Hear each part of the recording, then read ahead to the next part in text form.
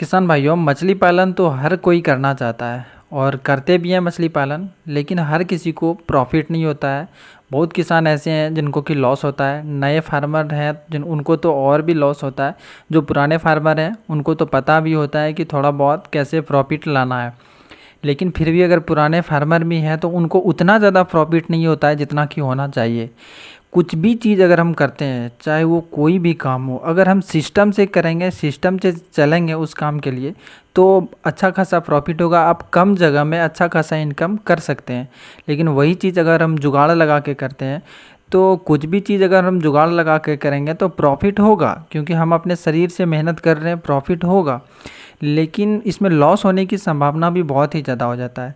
तो वैसा हम काम ना करें। कुछ भी चीज़ करें उसको सिस्टम से आधार पे करें, जिससे कि हमें जितना प्रॉफिट होना चाहिए उतना प्रॉफिट हो। क्योंकि मेहनत उतना ही करना पड़ जाता है जुगाड़ लगाने के बाद भी। तो वैसा ना करें, कमर्शियल रूप में करें फार्मिंग। हाँ, उसके लिए क्या क्या करना होता है आज किसान भाइयों मैं आपको बताऊंगा कि अगर आप सिस्टम से चलेंगे तो हमें अच्छा खासा प्रॉफिट कैसे होता है, और किसानों को कहाँ गलती करते हैं किसान, जो कि किसानों को लॉस होता है। तो वो गलतियाँ आज आपको नहीं करनी है। तो सबसे पहले अगर हम मान के चलें कि फार्म बनवाते हैं, तो जीरा सबसे ज़्यादा इम्पोर्टेंट होता है, मछली का बच्चा।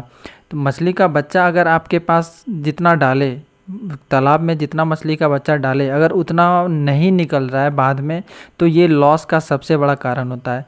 तो सबसे पहले हमें मछली का बच्चा उसको कैसे बचाना है, और उसको कैसे नर्सरी तालाब से बड़े तालाब में ट्रांसफ़र करना है, कितने साइज़ का मछली का बच्चा होना चाहिए, उसको कब ट्रांसफ़र करना है, वो सारी चीज़ें मैं आज आपको बताने वाला हूँ स्टेप बाय स्टेप। तो वीडियो को ध्यान से देखिएगा और समझिएगा। देखिए, नर्सरी तालाब इतना ज़्यादा महत्वपूर्ण है फार्मिंग के लिए। एक नर्सरी तालाब ही डिसाइड करता है हमें आगे चल के कि फार्मिंग में लॉस होगा या प्रॉफिट होगा। वो कैसे डिसाइड होता है, जितना आप बच्चा डालते हैं उतना आप सोचते हैं कि 10,000 बच्चा मैंने डाला, लेकिन जब आप हार्वेस्टिंग करते हैं तो उस टाइम 5,000 बच्चा ही निकलता है। लेकिन हम सोच के फीडिंग कराते हैं कि 10 बच्चे को मैं खाना खिला रहा हूँ, लेकिन उतना निकलता नहीं है, तो वहाँ पर लॉस लगता है। तो सबसे बड़ा जो काम है वो आपको क्या करना है, तो नर्सरी तालाब में बच्चे को डालना है। और बच्चे को आप जितना सुरक्षित रखेंगे, बचाएंगे, उतना ज़्यादा आपको संभावना होगा थोड़ा सा प्रॉफिट होने का। तो नर्सरी तालाब किसान भाइयों बहुत ही ज़्यादा ज़रूरी है। जब आप बच्चे को नर्सरी तालाब में डालते हैं तो आपको पता होना चाहिए कि नर्सरी तालाब कैसा होना चाहिए, हमें किस प्रकार उसका ध्यान रखना चाहिए। ये हमारे चैनल पे वीडियो डाला हुआ है, आप जाके देख सकते हैं। जब आप नर्सरी तालाब में बच्चे को डालते हैं तो हमें कब ट्रांसफ़र करना चाहिए, कितने साइज़ का होना चाहिए, ये बड़ा सबसे बड़ा इम्पोर्टेंट बातें हैं जो कि हमें याद रखना चाहिए अपने दिमाग में हमेशा के लिए। तो जब भी आप बच्चे डालते हैं, तो छोटे बच्चे जैसे भी आप बच्चे डालते हैं, कोई इसका कोई वो नहीं है, कोई मतलब नहीं है। आप बड़ा छोटा जैसा भी बच्चा डालें, इससे कोई प्रॉब्लम नहीं है।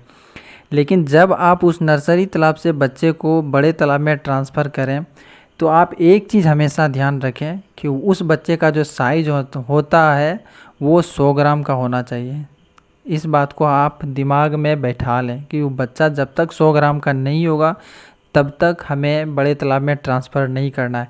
क्योंकि जब हम अगर बड़े तालाब में छोटे मछली को ट्रांसफ़र करेंगे तो वहाँ पे क्या क्या प्रॉब्लम आएगा कि सांप जो होते हैं वो खाने के लिए आ जाएंगे आपके पॉन्ड में, और वहाँ से मछलियाँ आपका घटना स्टार्ट हो जाएगा।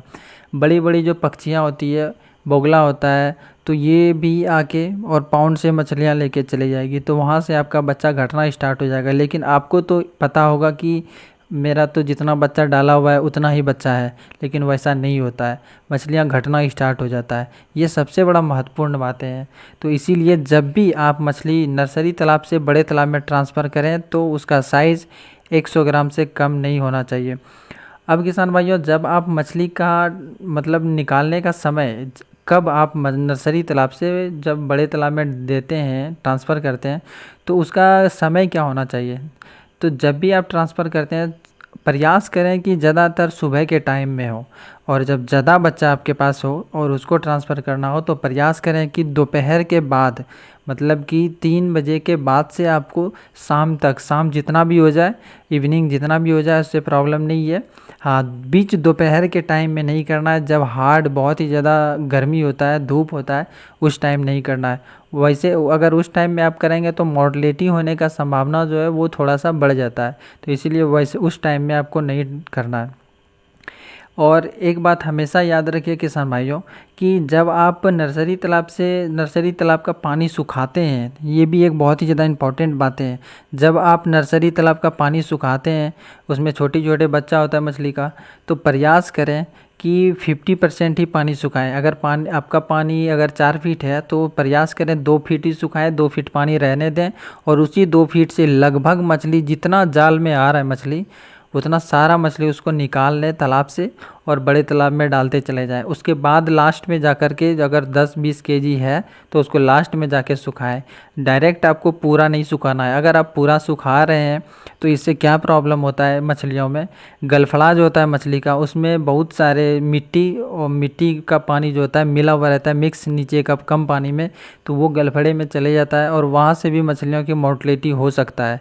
तो वैसा गलती हमें नहीं करना है। ये सब चीज़ करने के बाद जब आप मछलियों को ट्रांसफ़र करना स्टार्ट करते हैं कि तालाब से मछली निकालना स्टार्ट कर दिए, तो एक हमेशा वो रखिए, नापने का एक कांटा रखिए। उससे जब भी आप ट्रांसफ़र करते हैं तो उसमें काउंट करना आपको ज़रूरी होता है। अगर आपने 15,000 बच्चे डाले हैं, इस तालाब में 15,000 बच्चे डाले गए थे, 15,000 बच्चे अगर आप डाले हैं तो उस तालाब से हमें कितना मछली मिला, 1 केजी पहले आप नाप लें कि 1 केजी में कितना पीस चढ़ रहा है। तो अगर 100 ग्राम है, 90 ग्राम का भी मछली है, 100 ग्राम का मछली है, तो ज़्यादा से ज़्यादा 10 से 12 मछलियाँ चढ़ेंगी। तो 10 से 12 मछलियाँ 1 केजी में चढ़ रही है, तो ये आपको काउंट करना ज़रूरी होता है कि जितने भी सारे जाएंगे कैरेट में, जितने बार जाएंगे कैरेट से बड़े तालाब में, हर एक बार आपको उस कंप्यूटर कांटे पे रखना है। उसके बाद फिर वो उसको लिखना है। कैरेट का वेट जितना होगा उतना सा आपको माइनस करके, मछली का वेट जितना है उतना सा आपको लिखना बहुत ही ज़्यादा ज़रूरी होता है। इससे हमें ये पता चलता है कि जब हम बड़े तालाब में दिए तो कितना बच्चा बड़े तालाब में गया, उसके हिसाब से मछलियों को फीडिंग कराना है। ये सब चीज़ हमें बहुत ही ज़्यादा ज़रूरी होता है करना, क्योंकि यही डिसाइड करता है आगे चल के कि हमें कितना दाना देना चाहिए और कितना हमें प्रॉफिट होगा। ये चीज़ डिसाइड करता है। तो इस बातों को आप हमेशा ध्यान रखें। तो अब किसान भाइयों, बड़े तालाब के लिए अगर बात करें तो बड़े तालाब में आपको पहले से प्रिपरेशन कर देना है। 8 दिन पहले पानी आपको डाल देना है बड़े तालाब में। वही चीज़ करना है जो कि मैंने पहले पिछले वीडियो सब में बताया है कि प्रिपरेशन करने के लिए तालाब में जो पानी है वो 8 दिन आपको पहले दे देना है। उसमें चूना डाल देना है, वो सब सारा कुछ आपको करना है, तभी बड़े तालाब में आपको ट्रांसफ़र करना है मछली।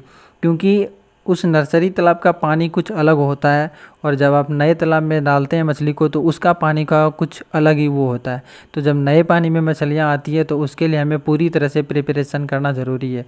और आपको दिखा होगा कि ये जो ऊपर ऊपर जो प्लास्टिक डाला गया है, ये किस लिए डाला गया है, ये बहुत सारे किसानों का क्वेश्चन रहता है, ये क्यों डाला गया है। तो मैं आपको बताऊं तो जब इसमें इसका जो मछली का साइज़ है ये 100 ग्राम के आसपास की है, तो ये साइज़ की जो मछली है इसको तो सांप कुछ नहीं कर पाएगी।